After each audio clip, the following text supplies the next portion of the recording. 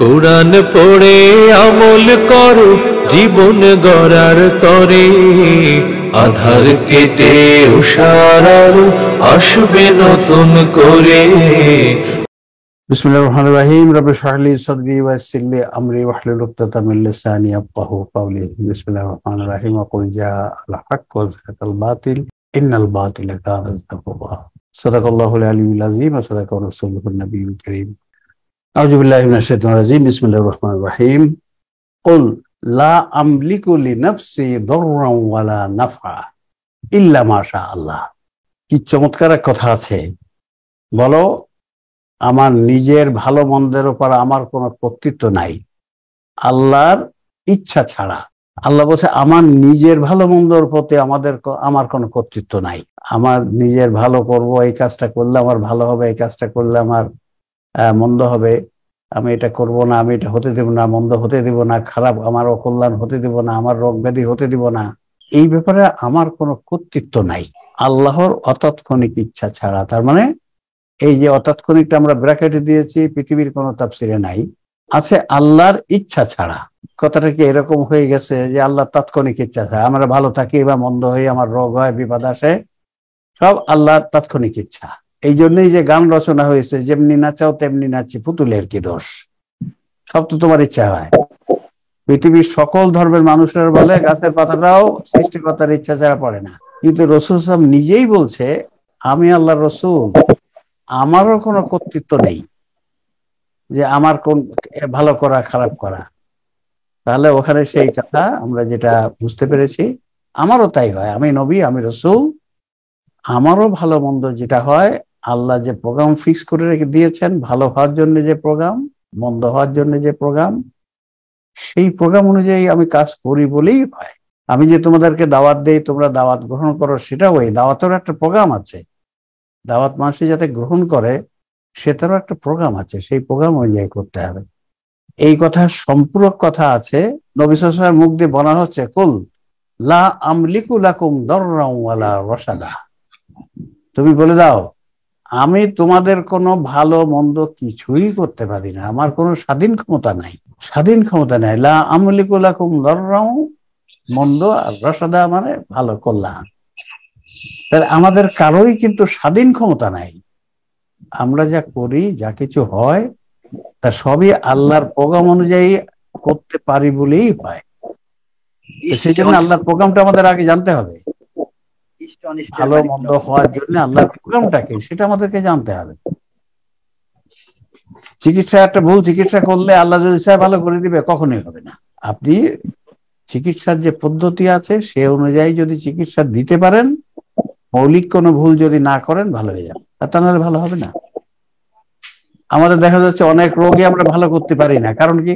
কারণ হচ্ছে ওই রোগটা সারার যে আল্লাহর প্রোগ্রাম আছে সেই প্রোগ্রাম আমাদের জানা নাই, ফলে ভালো হয় না। কিন্তু নবী সাল্লাল্লাহু আলাইহি ওয়াসাল্লাম বলছেন আমি এমন কোনো রোগ সৃষ্টি করেন নাই আল্লাহ যার কোনো ওষুধ নাই, চিকিৎসা নাই। তার মানে হচ্ছে সকল রোগের চিকিৎসা আছে, গবেষণা করে বের করতে হবে। আল্লাহ সেই প্রোগ্রাম আমাদের জানতে হবে, জেনে তারপরে নিজে ইচ্ছায় সেই প্রোগ্রাম অনুযায়ী চেষ্টা করতে হবে। নবী নিজেই বলছে আমার কোনো ভালো মন্দের আমার ক্ষমতা নাই, কিন্তু আমরা যে ইমানে মুফাসসালের যে ব্যাখ্যা করে ওয়াল কদরি খাইরি ওয়া শাররি মিন আল্লাহ তাআলা, ভালো মন্দ সব আল্লাহর ইচ্ছা, আল্লাহর ক্ষমতা। ভালো মন্দ ক্ষমতা ওইখানে আল্লাহর তাৎক্ষণিক, আল্লাহর ক্ষমতা, আল্লাহ ভাগ্যের ইচ্ছা আছে। ভালো মন্দের ভাগ্যের ভালো মন্দ বিশ্বাস করতে হবে, এটা হচ্ছে এর অনুবাদ। ভাগ্যের ভালো মন্দ বিশ্বাস করতে হবে, এই কথা মোটেই ঠিক নয়। কল্যাণ হওয়ার যে প্রোগ্রাম, অকল্যাণ হওয়ার প্রোগ্রাম আছে, এই প্রোগ্রামে বিশ্বাস করতে হবে যে এই কল্যাণ হওয়ার এই প্রোগ্রাম, অকল্যাণ হওয়ার এই প্রোগ্রাম।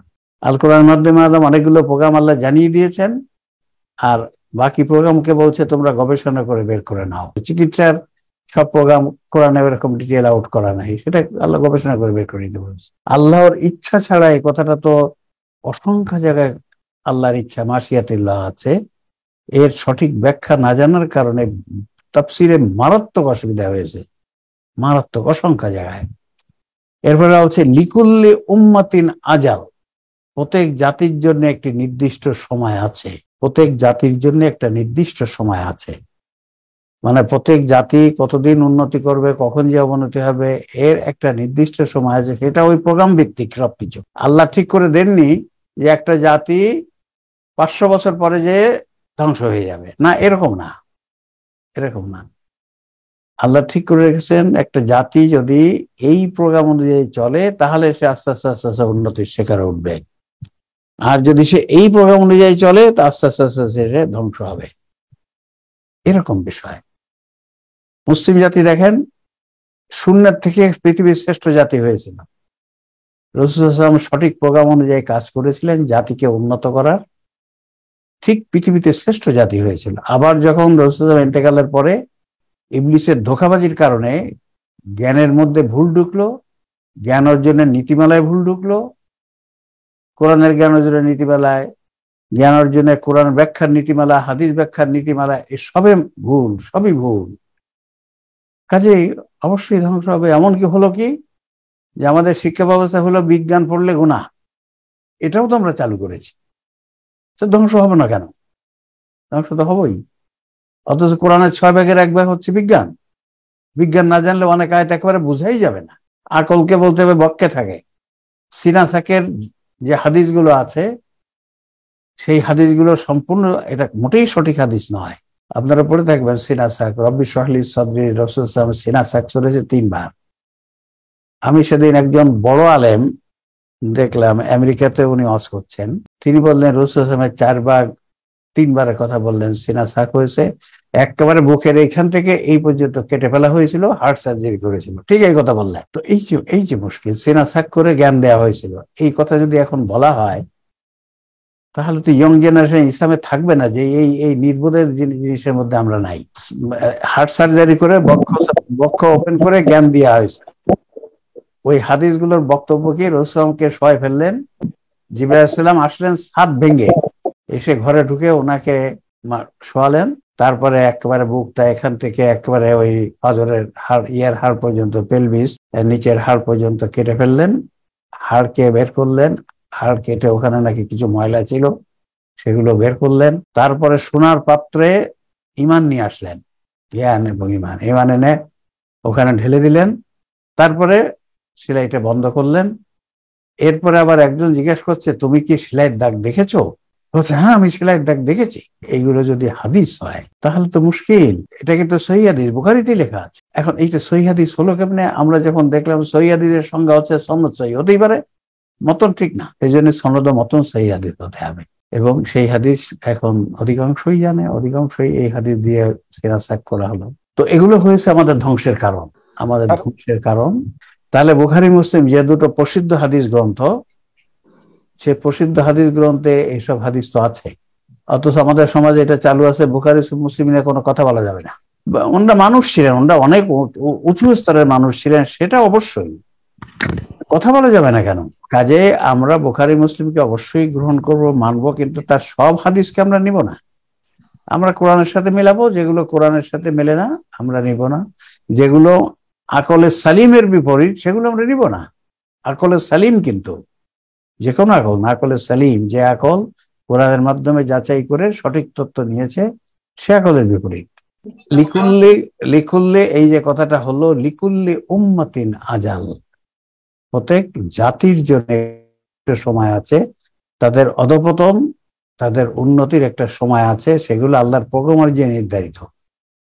যে জাতির উন্নতির প্রোগ্রাম অনুযায়ী যে জাতি নিজে ইচ্ছে কাজ করতে পারবে সে উন্নতি করবে, এবং যেটা পারবে না, আমরা যদি এটা মুসলিম জাতির অবস্থা দেখলে সহজে বুঝতে পারি যে জিরো থেকে চলে গেল টপে, সেই জাতি আজ কোথায় চলে গেল? কারণ ওই কথা একই, আমরা আল্লাহর সেই প্রোগ্রাম, উন্নতি হওয়ার যে প্রোগ্রাম, অবনতি হওয়ার যে প্রোগ্রাম, সেগুলো অনুসরণ করি নাই। যখন করেছিলাম উন্নতি হয়েছে, আবার যদি আমরা করতে পারি, ইয়েস, আবার হয়তো পারবো, কারণ আমাদের কাছে কোরআন আছে, ওদের কাছে কোরআন নাই, সেটা ঠিক। কিন্তু বিজ্ঞান এগুলো যেসব সাইজে ওরা উন্নত হয়েছে, ওই জায়গা ধরতে আমাদের যে কত কাল লাগবে সেটা জানি না, এটা বলা খুব কঠিন। যে আমরা যে বিজ্ঞানে উন্নত করব, ওরা তো বসে থাকবে না, ওরাও তো করবে। যেটা বলছিলাম যে পৃথিবীতে ইসলাম আবার বিজয়ী হবে, এটা যেমন ঠিক, কিন্তু সেটা কিভাবে হবে? মনে হয় সেটা ইসলামকে যদি আমরা যৌক্তিকভাবে, বিজ্ঞান ভিত্তিকভাবে কোরআন হাদিসের দলিল দিয়ে প্রেজেন্ট করতে পারি, ওই যারা ওয়েস্টার্ন কান্ট্রি যারা উন্নত, ওরা ইসলাম গ্রহণ করবে অনেকেই। তখনই ইসলাম আবার মুসলমানরা, যেমন মুসলমানদের সংখ্যা বাড়ছে, এই মুসলমানরা যখন সঠিকভাবে ইসলামিক জ্ঞানগুলোকে তথ্য প্রমাণ যুক্তি দলিলের ভিত্তিতে প্রেজেন্ট করতে পারে, তাহলে উন্নত দেশগুলো ওরা কিন্তু যুক্তিকে খুব মানে, রিজনিং, ওরা বলে রিজনিং। আমরা যদি রিজনিং দিয়ে, যুক্তি দিয়ে, সাথে কোরআনের দলিল হাদিসের দলিল দিয়ে ওদেরকে বোঝাতে পারি, ওদের অনেকেই ইসলামে চলে আসবে। সবাই আসবে না অবশ্যই, কিন্তু অনেকেই চলে আসবে। এইভাবেই হয়তো ইসলাম আবার পৃথিবীর একদিন বিজয়ী হবে। আমাদের যে এখন যে অধপতনের আজালে আমরা আছি, আবার উন্নতির দিকে ফিরে যেতে পারবো ইনশাআল্লাহ। এই যে ইনশাআল্লাহ, এই কথাটার প্রচলন কিন্তু আমরা, ইনশাআল্লাহ মানে আল্লাহ চায়, আল্লাহ তাৎক্ষণিকভাবে চাইবে না, আল্লাহর প্রোগ্রাম অনুযায়ী সেটা হতে হবে। ইযা জা আজালহুম লা ইস্তাকরুনা সাআতান ওয়া লা ইস্তাকদিমুন, এই কথাটা আরো অন্য জায়গায় বলা আছে। যখন তাদের সে সময় আসবে, তখন তারা তাই এক মুহূর্ত পিছাতে পারবে না, আবার এক মুহূর্ত আগাতে পারবে না। এই কথাটাও ওই আজাল, ওই সময়, উন্নতির সময় যখন আসবে, উন্নতি হতে থাকবে। ধ্বংসের সময় যখন, ধ্বংসের প্রোগ্রাম অনুযায়ী যখন কাজ করবে, ধ্বংস হতে থাকবে। এটা কেউ ফেরাতে পারবে না। যেদিন থেকে শুরু করবে ওই দিন থেকে শুরু হয়ে যাবে সেই বিষয়। ঠিক ওই রকম এটা যে কোনো জায়গায় লাগাই দেওয়া যায়। মৃত্যুর সময় যখন এসে যাবে, প্রকৃত মৃত্যুর অনুঘটক গুলো মিলে যাবে, তখন আর কেউ পেছাতে পারবে না। কিন্তু যদি কেউ চিকিৎসা করে সেই অনুঘটক গুলোকে প্রতিরোধ করতে পারে বা কিওর করতে পারে, ট্রিটমেন্ট করতে পারে, ইয়েস, আয়ু বেড়ে যাবে। তাহলে ওই যে কথাও আমরা যেটা জানি যে মৃত্যুর সময় একেবারে নির্ধারিত, এক সেকেন্ডের দিকে মোটেই ঠিক নয়। এটা সবকিছু অনুঘটক ভিত্তিক। কুল আরাইতুম ইন আতাকুম আযাবুহু বায়াতান আও নাহারা, বলো তোমরা কি ভেবে দেখেছো, যদি তার শাস্তি তোমাদের উপর রাতে অথবা দিনে এসে পড়ে, ব্র্যাকেটে হবে, তোমরা কি তা প্রতিরোধ করতে পারবে? যে আল্লাহর শাস্তি যদি এসে পড়ে রাতে অথবা দিনে, যে কোনো সময় আসতে পারে, সেটা আল্লাহর প্রোগ্রাম অনুযায়ী সেটা যে কোনো সময় আসতে পারে, কিন্তু সেটা যদি এসে পড়ে আমাদের কর্মকাণ্ডের জন্য, যদি সেটা এসে পড়ে, এটা প্রতিরোধ করার ক্ষমতা কারো নাই। আর ওইগুলো যে আসে সেটা তো সব আমাদের কর্মকাণ্ডে অন্য আয়াতে আছে। জারাল ফাসাদু ফিল বাররি বিমা কাসাবাত আইদিন নাস, যে পৃথিবীর জলে এবং স্থলে যে বিপদ আপদ আসে, দুর্ঘটনা আসে, সব তোমাদের নিজ হাতের অর্জন। তারপরে মাযা ইস্তাজিলু মিনহুল মুজরিমুন, তবে অপরাধীরা কি তা তাড়াতাড়ি পেতে চায়? অপরাধীরা যেভাবে কাজ করছে, তাদের আমল যেভাবে চলছে, তারা কি সেই পেতে চায় তাড়াতাড়ি? তাদের আমল তো যেভাবে মনে হয় যে যে আমলের কারণে, যে কাজের কারণে বিপদ আপদ গুলো আসবে, সেই আমল তো তারা সেইভাবে অন্যায় কাজগুলো তো তারা করছে। তাদের এই কাজকে এটাই বলে দিচ্ছে যে তারা যেন ওই ধ্বংসটা তাড়াতাড়ি পেতে চায়। এবং ওরা তো মাঝে মধ্যে বলেছে, তুমি সেই রাসূলুল্লাহ সাল্লাল্লাহু আলাইহি ওয়াসাল্লামকে বলা হয়েছে, তুমি সেই দিনটাকে নিয়ে আসো, সেই বিপদের দিনটা নিয়ে আসো, যে বিপদের দিনের কথা তুমি বলো, কিয়ামতের দিন বা আযাবের দিন, তুমি নিয়ে আসো, দেখি বলবে। তো সেটা যেমন ওরা ইচ্ছা করে চাইতো তাড়াতাড়ি, আর একটা হচ্ছে তাদের কাজের মাধ্যমেও হতে পারে, যে তারা যে কাজ করছে তাতে তো বিপদ এসে পড়বে, তাদের কাজও কি কাজের মাধ্যমেই তারা বলছে ওটা। আসুম্মা ইযা মা ওয়াকা আমানতুম বিহি, যখন ঘটনা ঘটবে তখন কি তোমরা তাতে বিশ্বাস করবে? মানে তোমরা যে কথাটা বিশ্বাস করছো না, ঘটনা ঘটলেই কি বিশ্বাস করবে? তখন তার সময় থাকবে না। মৃত্যু এসে গেলে, আজরাইল এসে গেলেও আর কোনো তওবা কবুল হয় না, তখন তার সময় নেই। কাজে বিপদ যখন এসে পড়বে, বিপদ, আল্লাহর বিপদ তো পৃথিবীর যে সমস্ত জাতিগুলোকে আল্লাহ আযাব দিয়ে ধ্বংস করেছে, ওই বিপদ যখন আসছে তখন তো আর উপায় নাই। সেই নূহ আলাইহিস সালামের বন্যা শুরু হয়ে গেল, তখন তো আর বন্যা ঠেকানো যাবে না। ঠিক সেই শিলাবৃষ্টি যখন হলো, সমুদ্রের শহরটাকে উল্টিয়ে দিল, তখন তো আর কোনো আল আনা ওয়াকাদ কুনতুম বিহি তাস্তাজিলুন, এখন আনলে, অথচ তোমরা এটাই তাড়াতাড়ি চেয়েছিলে, এখন আনলে, মানে তোমরা তো এখন ঈমান আনতেছো, এতদিন তো ঈমান নাই, এখন আনলে। আল্লাহ না ওয়াকাদ কুনতুম বিহি তাস্তাজিলুন, কিন্তু তোমরা তো এটাই চাচ্ছিলে, এইটাই তো বলছি তোমাদের কথায় এবং কাজে।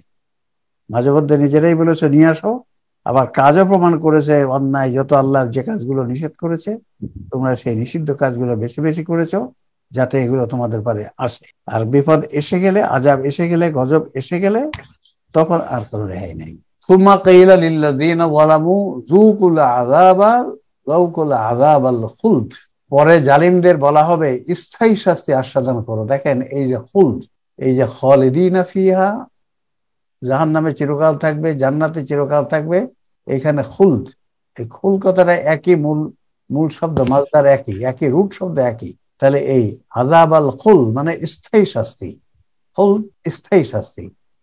কিন্তু আমরা দেখছি যে কেউ কেউ এই খুলকে অর্থ করেছে লং টাইম। এই অর্থগুলো খুলদের করা হয়েছে অর্থেল তাউইল। এই যে অর্থ করলেন, এটা বড় ব্যক্তিরা নাকি করেছেন। কারণ কি এটা করেছে যে ওই কিছু হাদিস, যে হাদিসে আছে কিছুকাল জাহান্নামে থেকে বেরিয়ে আসবে, ওই হাদিসগুলো ঠিক রাখার জন্য কোরআনের যে আয়াতে খালিদিনা ফিহা বলা হয়েছে, যেসব হাদিসে খালিদিনা ফিহা বলা হয়েছে চিরকাল থাকবে, সেখানে ওই খালিদিনা ফিহা তর্জমা করছে অর্থে তাউইল। কি আজীব, কি আজীব! খণ্ডকালীন আযাব। হ্যাঁ, খণ্ডকালীন মানে লম্বা সময় পরে তারা বেরিয়ে আসবে। তাহলে এখানেও দেখেন সেই খুল কথাটা, আযাব আল খুলদ মানে স্থায়ী শাস্তি। জালিমদের বলা হবে স্থায়ী শাস্তি আস্বাদন করো, যুকুল আযাব আল খুলদ হাল তুহজাউনা ইল্লা বিমা কুনতুম তাকসিবুন। তোমরা যা উপার্জন করতে তার বাইরের কোনো প্রতিফল তোমাদের দেওয়া হচ্ছে কি? আল্লাহ এখানে প্রশ্ন করছে, হাল তুহজাউনা ইল্লা বিমা কুনতুম তাকসিবুন। আমরা গতদিন যে ফেলোশিপ প্রোগ্রামে, গত 3টি প্রোগ্রামে আমরা আলোচনা করেছি আল কোরআনের পঠন পদ্ধতি। আল কোরআনের পঠন পদ্ধতি, সেখানে আমরা অনেক আয়াত, অনেক হাদিসের মাধ্যমে এবং আকলের মাধ্যমে যে সিদ্ধান্ত আমরা দেখেছি, সেটা হচ্ছে আল কোরআন পড়তে হবে আবৃত্তি সুরে, অর্থাৎ যেখানে যে ভাব প্রকাশ করা হয়েছে সেখানে সে ভাব প্রকাশ করে। যেমন এই আয়াতটি আরবি হচ্ছে এই অংশটুকু, নীল অংশটুকু। তাহলে এখানে যখন আমরা পড়ব, তখন যদি আমরা প্রশ্নবোধক না করে পড়ি, প্রশ্ন সুরে না পড়ি, তাহলে কিন্তু অর্থটা ঠিক হবে না। মনের আবেগের সেরকম পরিবর্তন হবে না, সেটা অবশ্যই ঠিক হবে না। হাল তুজজাউনা ইল্লা বিমা কুনতুম তাকসিবুন, শেষে এরকম একটা প্রশ্নবোধক টোন থাকতে হবে, টোনটা প্রশ্নবোধক থাকতে হবে। এটাও ইনশাল্লাহ আমাদেরকে আস্তে আস্তে চালু করতে হবে। আমরা ওই দিন বলেছি, হয়তো আমরা দেখা যাক আমাদের নেক্সট এডিশন বা তারপরের এডিশনে আমরা শেষে এখানে একটা নোট অফ ইন্টারোগেশন দিব। যেমন আমরা এই ফাথা দাম্মা কাসারা জের জবর পেশ তো আগে ছিল না, এইটা আমাদের পড়ার সুবিধার জন্য, আরব দেশের বাইরে যারা, তাদের পড়ার সুবিধার জন্য এই হরকত গুলো দেওয়া হয়েছে জের জবর পেশ। সাথে আমরা যদি একটু খালি জ্যোতিচিহ্ন দিয়ে দেই, তাহলে আমাদের বুঝতে যে ও এই তাহলে এখানে প্রশ্নবোধক আছে, আমরা সেভাবে পড়তে হবে। তাহলে এখানে আল্লাহ বলছে তোমরা যা উপার্জন করতে তার বাইরের কোনো প্রতিফল তোমাদের দেওয়া হচ্ছে কি? আল্লাহ বলেন না, আমরা তোমরা যা কাজ করেছো সেই কাজ অনুযায়ী ফল দিচ্ছি, এর বাইরের কোনো প্রতিফল দিচ্ছি না। তোমরা ধ্বংসের জন্য কাজ করেছো, বিপদ যে কাজ করলে বিপদ আসে তাই করেছো, কাজেই সেই ফল পাচ্ছ। পরকালে যে ফল পাবে তোমাদের কাজ অনুযায়ী, যে ভালো কাজ করেছো তার ফল পাবে, যে মন্দ কাজ করেছো তার ফল পাবে। ওয়ায়াস্তানবিউনাকা আহাক্কা আহাক্কা হুয়া, আর তারা তোমার কাছে জানতে চায় তুমি যা বলছো তা কি সত্য? তাহলে রাসূলের কাছে তারা প্রশ্ন করতো, তুমি যা বলতেছো এই কথাগুলো কি সত্য? কুল কুল ই ওয়া রাব্বি ইন্নাহুল হক, বলো হ্যাঁ আমার রবের শপথ এটা অবশ্যই সত্য, যে কথাগুলো আমি বলছি রাসূল বলছেন সত্য। ওমা আনতুম বিমুজিজিন, আর তোমরা আল্লাহকে অক্ষম করতে পারবে না। ওমা আনতুম বিমুজিজিন, যে অক্ষম করতে পারবেন না। ঠিক করেছেন, যা প্ল্যান করেছেন, যা প্রোগ্রাম রেখেছেন, সেই প্রোগ্রাম অনুযায়ী সবকিছুই ঘটিবে। এখানে কোন রকম ব্যতিক্রম করাতে পারবে না। আল্লাহকে অক্ষম করা জোর করে ভয় দেখিয়ে সম্ভব নয়, ইম্পসিবল। কিছু হাদিসের বক্তব্য, যেমন ওই জাহান্নাম থেকে বেরিয়ে আসে, বুখারীর হাদিস, যে জাহান্নাম থেকে প্রথম গ্রুপ যারা বেরিয়ে আসবে এসে আল্লাহর কাছে যে ঝগড়া করবে যে আল্লাহ, আমার যাদের সাথে আমরা নামাজ পড়তাম, রোজা থাকতাম, হজ করতাম, তারা তো এখনো জাহান্নামে আছে, এটা কেমনি হয়? আল্লাহর সাথে ঝগড়া করবে, সুতরাং আপনি তাদেরকে জাহান্নাম থেকে মুক্তি দিন, ঝগড়া করবে। এই যে কথা, এই যে একটা বলছে তোমরা আল্লাহকে অক্ষম করতে পারবে না, কোনোভাবে ঝগড়া বিবাদ ধর্মঘট কিছু করে আল্লাহকে অক্ষম করতে পারবে না। কাজে ওখানে আল্লাহর সাথে ঝগড়া করবে এই কথাও লেখা আছে, আল্লাহর সাথে মানুষ যে ঝগড়া করবে। ওয়ালাউ আন্না লিকুল্লি নাফসিন যালামাত মা ফিল আরদি লাফতাদাত বিহি, আর পৃথিবীতে যা কিছু আছে তা যদি জুলুম করেছে এমন প্রত্যেক ব্যক্তির থাকতো, তবে কিয়ামতের দিন সেটা অবশ্যই মুক্তি হিসেবে দিয়ে দিত। দেখেন এই যে কথা, ওয়ালাউ আন্না লিকুল্লি নাফসিন যালামাত মা ফিল আরদে লাফতাদাত বিহি, মানে যারা জুলুম করেছে পৃথিবীতে, যারা জালিম জুলুম করেছে, কিয়ামতের দিন তাদের কাছে যদি পৃথিবীর সকল সম্পদ থাকতো তাদের, তাহলে সেদিন সে সব সম্পদ আল্লাহকে দিয়ে বলতো যে আল্লাহ আমারে মাফ করেন, আমারে মাফ করেন। ওয়াসাররু ওয়ান নাদামাতা লাম্মা রাআউল আযাব, আর যখন তারা শাস্তি দেখবে তখন অনুতাপ গোপন করবে। ওয়া আসাররু মানে অনুতাপ, যখন শাস্তি দেখবে তখন অনুতাপ, হায় কি করলাম, দুনিয়ায় কি করলাম, দুনিয়া আমাদেরকে এতভাবে রসুল এবং ইসলামের যারা দাওয়াতে কাজ করেছে, ভালো যারা ইসলামের জ্ঞানীরা, তাদেরকে কতভাবে সতর্ক করেছে, আমরা কেন এটা গ্রহণ করলাম না। অথবা এটাও বলবে যে আমরা কেন আমাদের আকলকে খাটালাম না, যে সেটা মূলকে যেটা বলা আছে লাউকুন্না নাসমাউ আও নাকিলু মা কুন্না ফি আসহাবিস সাইর, তারা অনুবাদ করবে, তারা অনুশোচনা করবে, আমরা কেন কোরআন হাদিসের কথা শুনলাম না, আমরা কেন, অথবা আমাদের আকলটাকেও কেন খাটালাম না। এইভাবে তারা অনুতাপ করবে যে আকলটাও যদি খাটাতাম তাহলে তো এই দুরবস্থাটা আমাদের হতো না। তাহলে সেটাই বলা আছে। আর যখন তারা শাস্তি দেখবে তখন অনুতাপ গোপন করবে, ওই যে মনের যে অনুতাপ এইখানে সেটা গোপন করবে। আর সূরা মুলকে বলেছে তারা বলবে যে আমরা কেন এটা করলাম না। ওয়াকুদিয়া বাইনাহুম বিল কিসতি ওয়া হুম লা ইউজলামুন, আর তাদের মাঝে ফয়সালা করা হবে ন্যায্যভাবে এবং তাদের প্রতি জুলুম করা হবে না। ওয়াকুদিয়া মানে তাদের কাজা, সেখান থেকে কুদিয়া বিচার ফয়সালা করা হবে বাইনাহুম বিল কিসত, মানে এক করে ন্যায্যভাবে বিচার করা হবে, কাউকে কোনো রকম জুলুম করা হবে না। আল্লাহ সবার প্রতি ন্যায্য বিচার করবেন, ন্যায্যভাবে। কাউকে পাওনার যেটুক তার ঈমান এবং আমল অনুযায়ী পাওয়া উচিত তার কমও দিবেন না, বেশিও দিবেন না, ঠিক যতটুকু পাওয়া দরকার ততটুকু দিবেন। তবে তবে এখানে আল্লাহ একটা যেমন বলছে যে ন্যায় কাজ করবে তাকে তার 10 গুণ দিব, তার বেশি দেবো, এটা কিন্তু আল্লাহ আগে ঘোষণা দিয়ে দিয়েছে। আল্লাহ ঘোষণা দিয়ে আমাদেরকে অনুপ্রাণিত করেছে যে তোমরা ন্যায় কাজ বেশি করে করো, ন্যায় কাজের জন্য আমি প্রতিফল বেশি দিব। আর অন্যায় কাজ করলে খালি তার সমপরিমাণ, তার থেকে অধিক দিবে না, যতটুকু করেছে অতটুকু, কিন্তু ন্যায় কাজ করলে আল্লাহ বাড়িয়ে দেবে সেটা। এটাও আল্লাহ রহমানুর রহিম কথা বোঝা যায়। তাহলে আল্লাহ কোন রকম কোনো জায়গায় কোনো জোরে, এমনকি ওই যে আল্লাহ বলেছেন যে আমি কোন জাতিকে আমার জ্ঞানের যে বিষয়গুলো অনুভূতি রেখে শাস্তি দেওয়ার মতো জুলুমের কাজ করি না।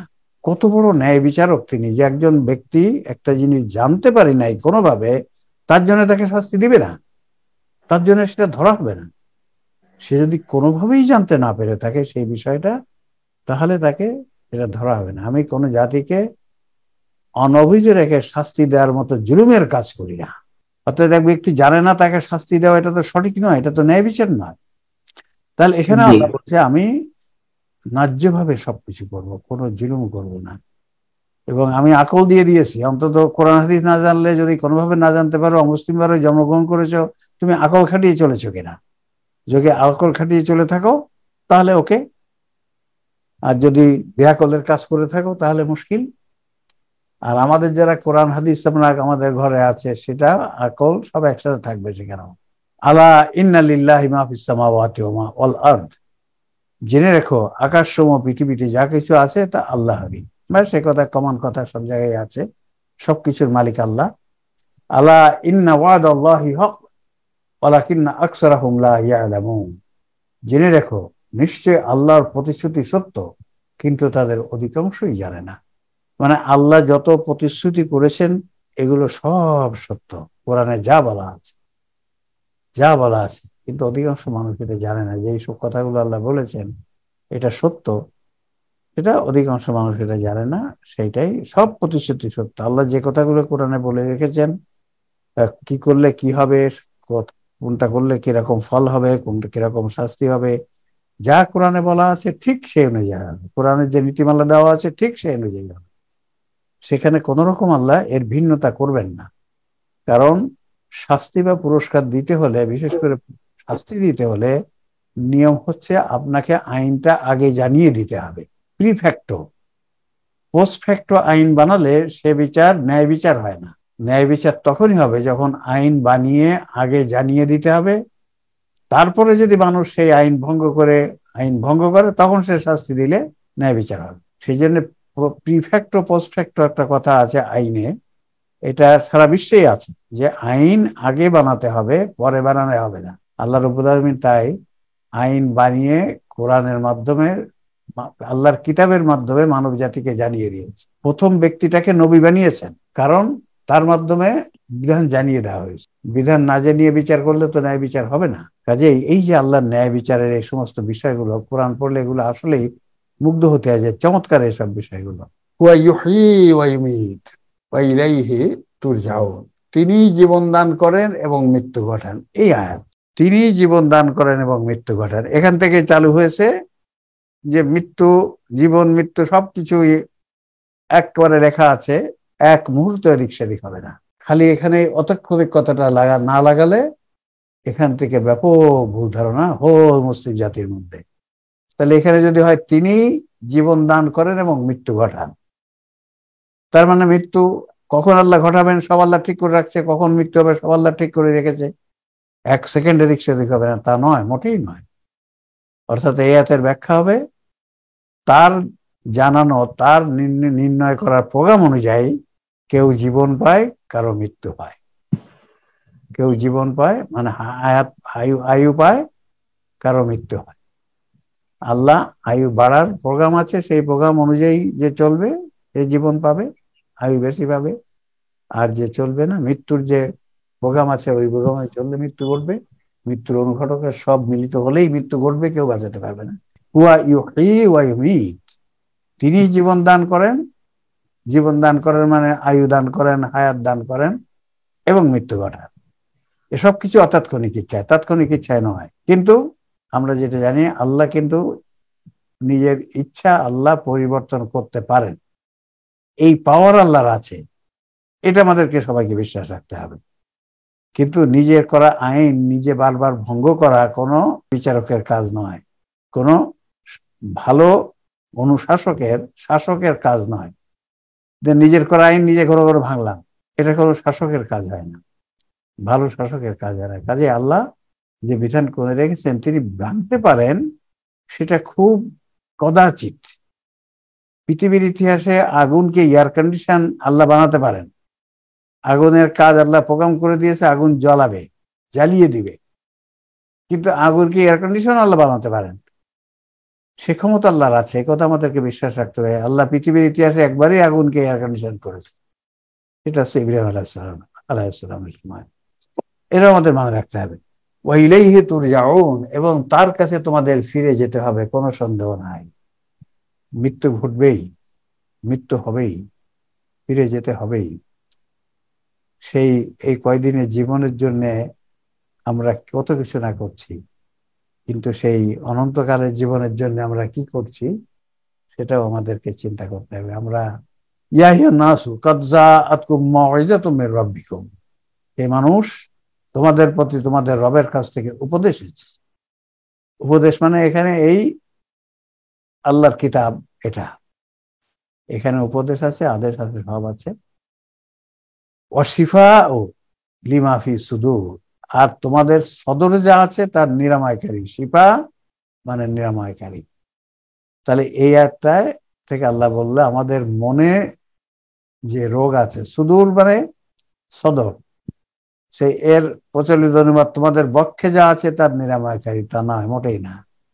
সুদূর মানে বক্ষে নয়, সুদূর সমগ্রে থাকা মনে, তোমাদের মনে যা আছে তার নিরাময় করে, অর্থাৎ মনোরোগের নিরাময় হয়। ওয়াহুদাম ওয়া রাহমাতুন লিল মুমিনিন, তাহলে কোরআনে আছে শিফা।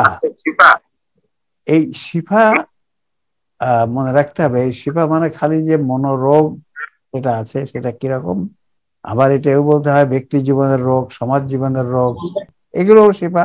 আবার শারীরিক রোগের চিকিৎসা আছে কোরআনে, শারীরিক যোগেরও চিকিৎসা বলা আছে কোরআনে।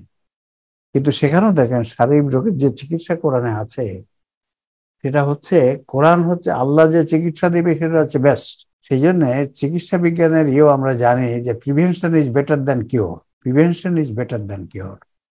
কোরআনে আল্লাহ প্রিভেন্টিভ ট্রিটমেন্ট গুলো বলেছে, প্রিভেন্টিভ। আর কিউরেটিভ ট্রিটমেন্ট, ওষুধপত্র, অপারেশন, এগুলো আল্লাহ তো আর কোরআনে উল্লেখ করেনি, বলছে তোমরা গবেষণা করে বের করে নাও, গবেষণা করে বের করে নাও।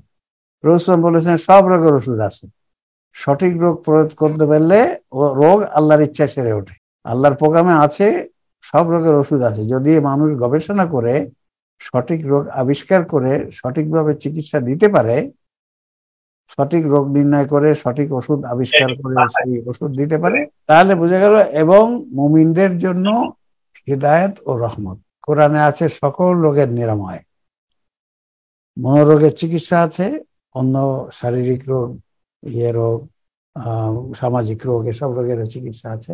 আর মুমিনদের জন্য এটা হিদায়াত, পথ নির্দেশিকা, জীবন কিভাবে চলতে হবে তার হিদায়াত এবং রহমত।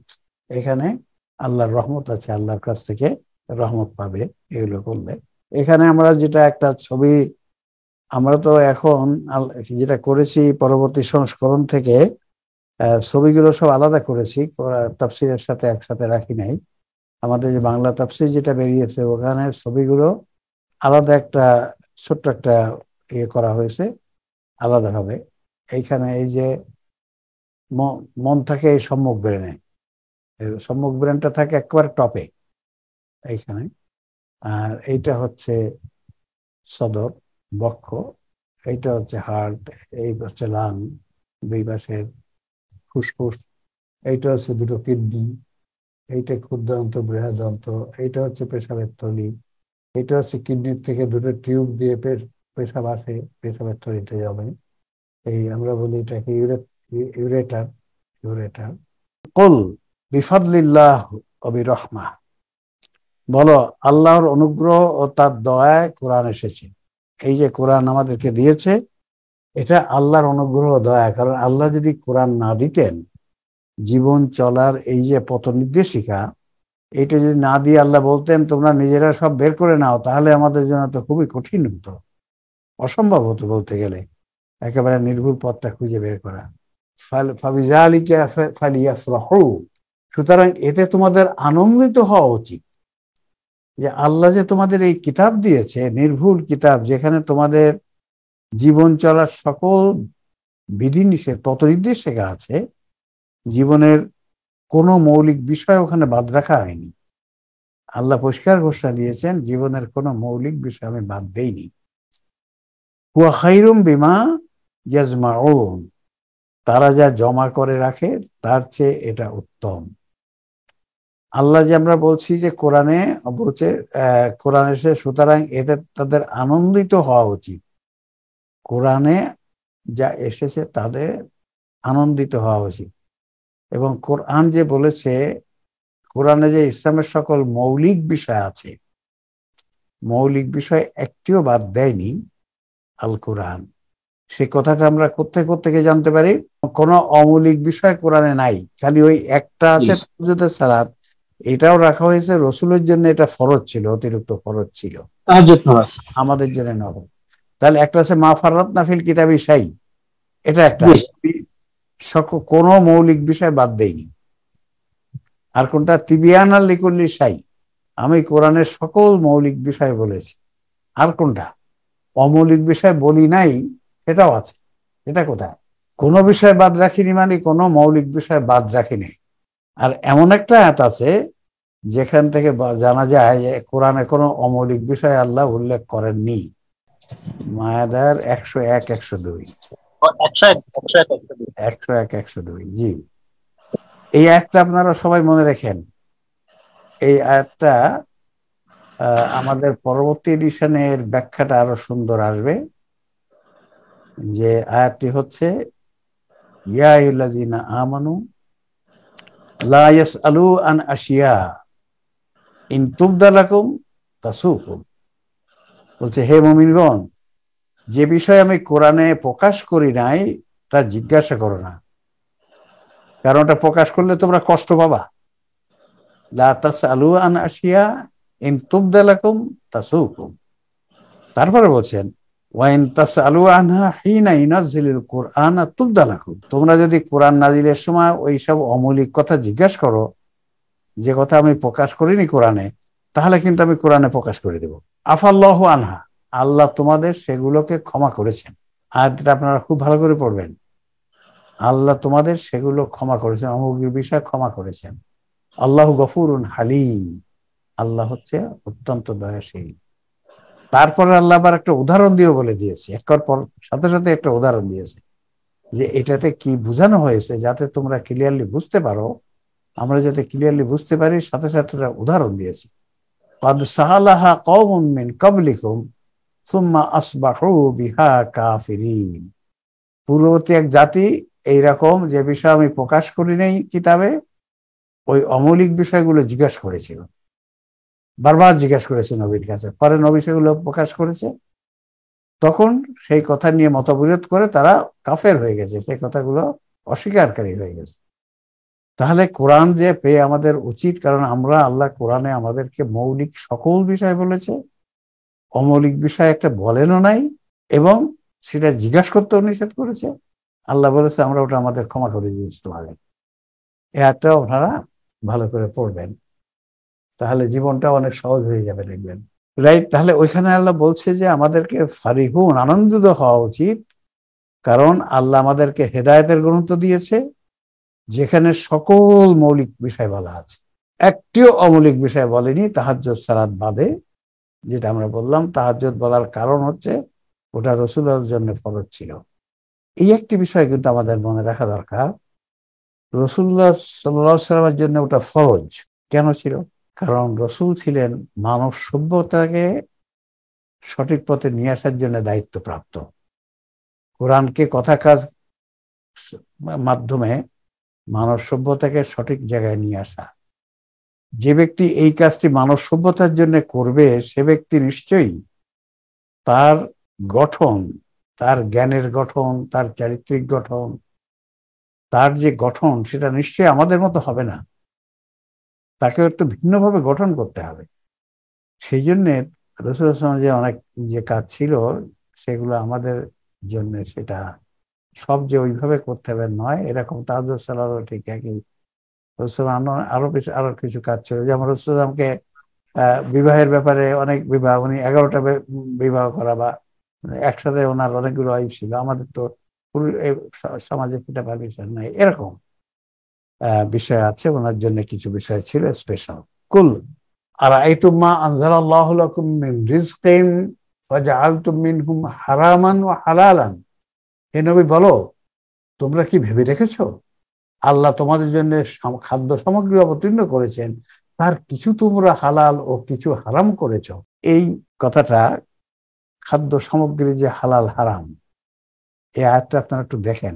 বলো আল্লাহকে, তারপরে বলছে কুল কুল কুল আল্লাহু আযিনা লাকুম আম আলাল্লাহি তাফতারুন।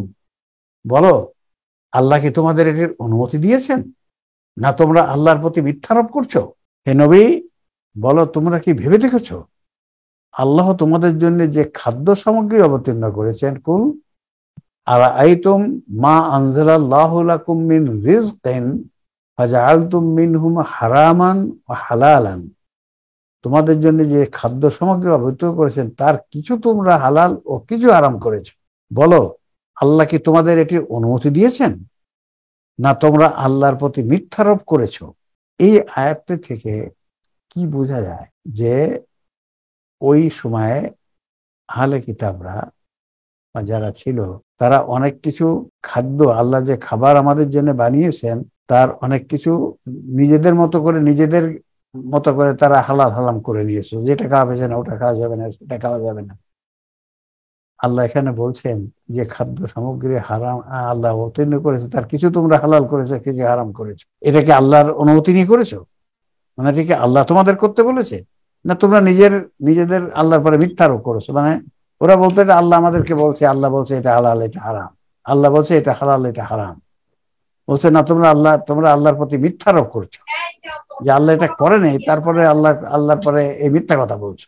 আজ মুসলমানদেরও এই আয়াত কি ওরা এরকম করেছে, মুসলমানরাও কি করেছে আপনারা যদি দেখেন, কোরআন সুন্নাহর স্পষ্ট ঘোষণার বাইরে মুসলিম জাতি অনেক কিছুই হারাম করে নিয়েছে, অনেক কিছু যেটা কোরআনের স্পষ্ট বিপরীত, কোরআনের সম্পূরক অনেকগুলো হাদিস আছে, সে হাদিসগুলো না এনে যেগুলো কোরআনের বিপরীত হাদিস, সেই হাদিসগুলো দিয়ে চালু করে দেওয়া হয়েছে। এগুলো এই সবগুলোই খুব অবাক কাণ্ড। আমরা চেষ্টা করছি তার মধ্যে যে আমাদের একেবারে সবকিছু পারফেক্ট হবে 100%, তা নাও হতে পারে। আমরা তো মানুষ, আমাদেরও হয়তো একেবারে 100% পারফেক্ট নাও হতে পারে। সেই জন্য আপনারাও সজাগ থাকবেন, যেখানে আপনাদের মনে হবে যে বিষয়গুলো এটা না হয়ে এরকম হলে হয়, সেটা আপনারা কথা বলবেন। আমরা আজকে এখানেই শেষ করতে চাচ্ছি। আপনাদের সবাইকে অন্তর থেকে দোয়া করছি যাতে আপনারা সবাই সুস্থ থাকেন, ভালো থাকেন, ঈমান এবং আমলের পরে থাকেন। আপনাদের কাছ থেকে আমরা দোয়া চাচ্ছি যে আল্লাহ যেন আপনারা দোয়া করেন, আমরা যেন সঠিকভাবে কাজ করতে পারি, ঈমান আমলের পরে থাকতে পারি, এবং ঈমান এবং আমলের পরে থেকেই দুনিয়া থেকে চলে যেতে পারি। জি, তো আমরা আজকে এখানে শেষ করতে চাই। আখির দাওয়ানা আলহামদুলিল্লাহ রাব্বিল আলামিন। আসসালামু আলাইকুম ওয়া রাহমাতুল্লাহ।